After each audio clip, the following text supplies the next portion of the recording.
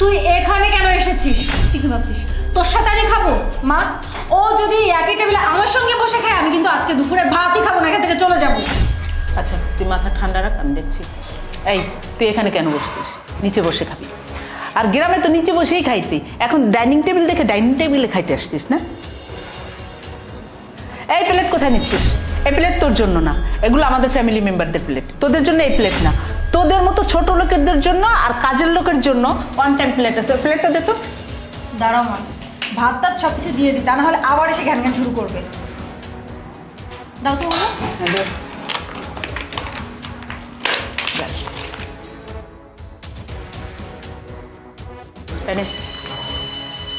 যা নিচে বসে খা।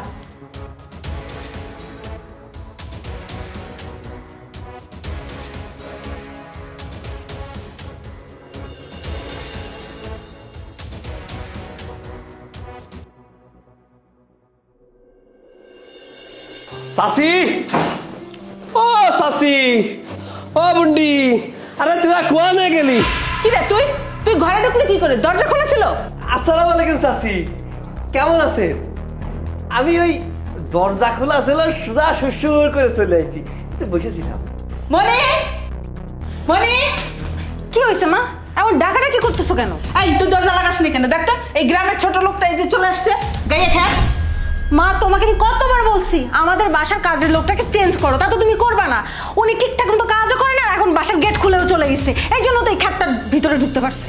তুই এর কথা করছিস কিসের জন্য আমার সাথে? হ্যাঁ, আমি কি চোর নাই না ডাকাই? আর আমি তো তোর ভাই, আমি তো স্বাস্থ্য ভাই। গ্রামেতে কত কষ্ট করে আইছি, কালকে আসে ট্রেনে উঠিলাম, এমনি এসে নামলাম, আমার সাথে এর কথা করছিস কেন?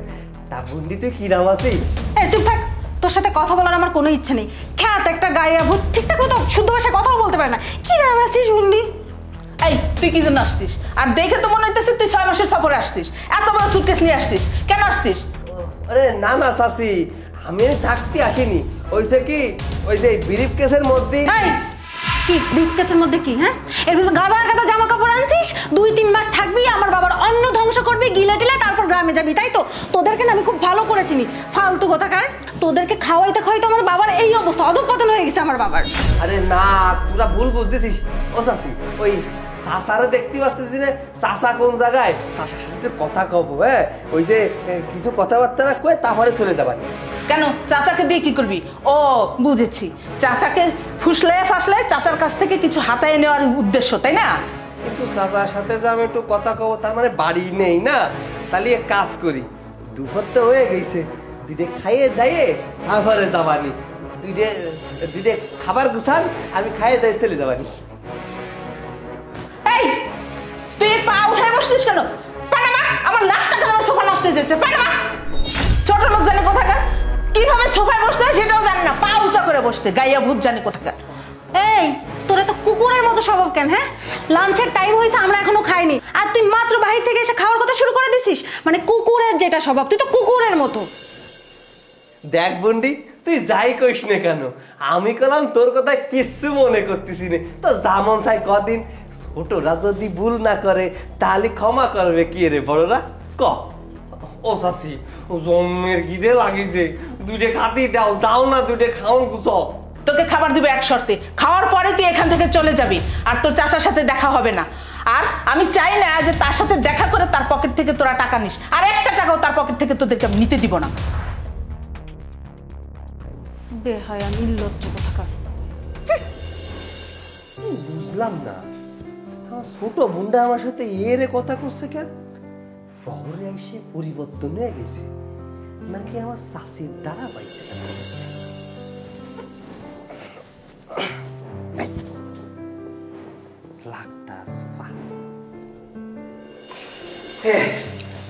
চাষি খাতি বসে গেছেন? ও গোশ আছে, ডাইল আছে, মেলা কিছু আছে। এই কাজ কর, বাট্টা দে। তুই এখানে কেন এসেছিস? তুই কি ভাবছিস তোর সাথে আমি খাবো? মা, ও যদি একই টেবিলে আমার সঙ্গে বসে খায়, আমি কিন্তু আজকে দুপুরে ভাতই খাবো না, এখান থেকে চলে যাবো। আচ্ছা তুই মাথা ঠান্ডা রাখ, আমি দেখছি। এই তুই এখানে কেন বসছিস? নিচে বসে খাবি। আর গ্রামে তো নিচে বসেই খাইতি, এখন ডাইনিং টেবিল দেখে ডাইনিং টেবিলে খাইতে আসছিস না? এই প্লেট কোথায় নিচ্ছিস? এই প্লেট তোর জন্য না, এগুলো আমাদের ফ্যামিলি মেম্বারদের প্লেট, তোদের জন্য এই প্লেট না। তোদের মতো ছোট লোকেদের জন্য আর কাজের লোকের জন্য ওয়ান টাইম প্লেট আছে, প্লেটটা দে তো। দাঁড়াও মা, ভাত টাত সবকিছু দিয়ে দিই, তা না হলে আবার এসে ঘ্যান ঘ্যান শুরু করবে। দাও তো ওগুলো।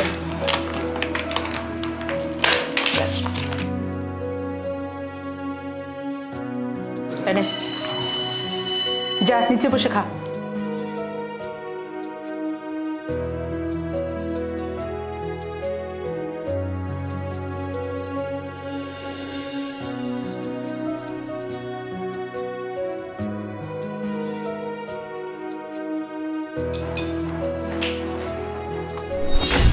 সৈকত, কখন এসেছিস?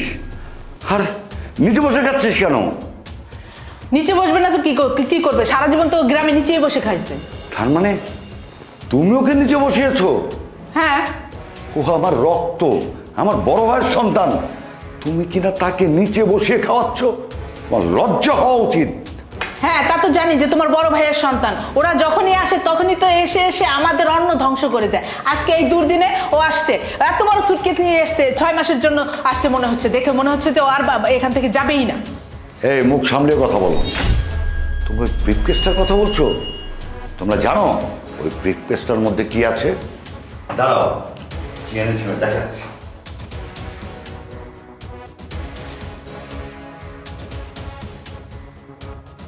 এই ব্রিফকেস?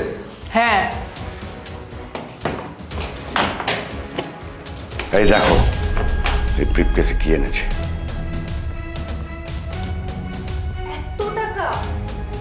এত টাকা ওর কাছে কিভাবে এলো? চুরি করেছে? হ্যাঁ তাই তো, এত টাকা ও কোথায় পেলো? ও তো একটা গ্রামের চাষা। আমি যে বিপদে পড়েছিলাম বিজনেসে, সেটা তোমরা জানো, আর আমার কিছু আপনজন জানে, কিন্তু এই সৈকত কোথা থেকে খবর পেয়েছে আমি নিজেও জানি না।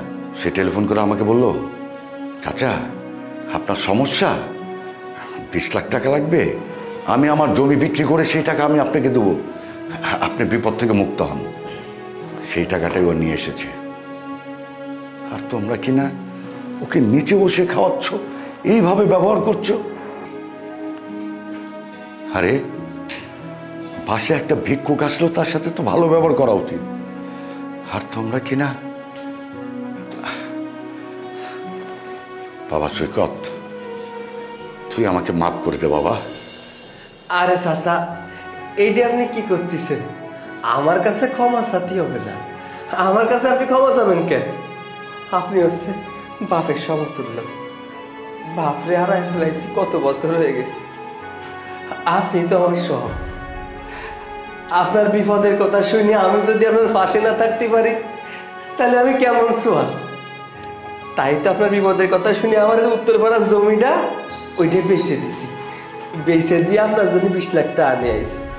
আর চাষিরা তো জানে না যে আমি টাকা নিয়ে আইছি আপনার জন্য। আর চাষিরা গ্রামের আবাস তো বোঝে না, তাই আমার সাথে একটু খারাপ ব্যবহার করেছে। ওইটা কোনো বিষয় না, আমিও তো কিছু মনে করি। আসলে আমিও তো শহরে সেরাম কোনোদিন আসিনি, আমিও বুঝি নে এই সোফায় বসতে আয় না চেয়ারে বসতে আয় না কোয়ানে বসতে আয়। সারাটা জীবন তো ওই মাটিতেই বসেই কাটাইছি। যাই হোক, আপনি আর চাষিরা কিছু কয়েন না, চাষির কোনো দোষ না, সব দোষ আমার। বাবা সৈকত, তুমি আমার মাফ করে দাও। আমি না বুঝে তোমাকে অনেক কষ্ট দিছি, অনেক কথা বলে ফেলছি, অনেক খারাপ ব্যবহার করছি। বাবা, আমি যদি জানতাম যে তুমি আমাদের এত বড় উপকার করছো, আমি জীবনে তোমার সাথে খারাপ ব্যবহার করতাম না। আর একটা বিষয়, তোমার চাচার ব্যবসার লস যাওয়ার পর থেকে আমার মাথা গরম থাকে, আমি কাউকে দেখতে পাই না। যদি কেউ বাড়িতে আসে তখন মনে হয় যে ওরা বুঝে আমারটা খেতে আসলো, নিতে আসলো। আমি তো এখন অভাবী হয়ে গেছি, আমি মানুষকে কিভাবে সাহায্য করবো বলো বাবা? এই জন্য আমি যে আসে তার সাথে খারাপ ব্যবহার করি, যেন ওরা আর বেশি তখন না থাকে, আমার বাড়িতে চলে যায়। তুমি আমাকে মাফ করছো তো বাবা? হ্যাঁ চাচি, আপনি মার মতো, আপনি আমাদের ক্ষমা চাচ্ছেন কেন? তো একটা কথা কি জানেন, আমরা গ্রামের মানুষরা শহরের মানুষের বাড়ি খাতি আসি না, হয়তো প্রয়োজনে আসি, নাহলে রক্তের টানে আসি। থাক, আমার তারে ক্ষমা চাওয়ার কোনো দরকার নেই, আমারে পাপের ভাগিদারি করতে হবে না। ভাইয়া তুমি প্লিজ মাকে আমাদেরকে মাফ করে দাও। না জেনে বুঝে তোমার সঙ্গে অনেক খারাপ ব্যবহার করে ফেলেছি। আমি তো তোমার ছোট বোন, প্লিজ কিছু মনে করো না। আরে দূর পাগলি, তুই তো আমার বন্ডি, তোর উপরে আবার কিসির রাগ? সে তখন তোরে কইছি না ছোটরা তো ভুল করবে, বড়রা যদি মাফ না করে তাহলে ছোটরা সুযোগ কোন যাতে হবে। ভাইয়া চলো এখন আমরা সবাই মিলে একসাথে খাবো। বাবা যাও তুমি ফ্রেশ হয়ে আসো।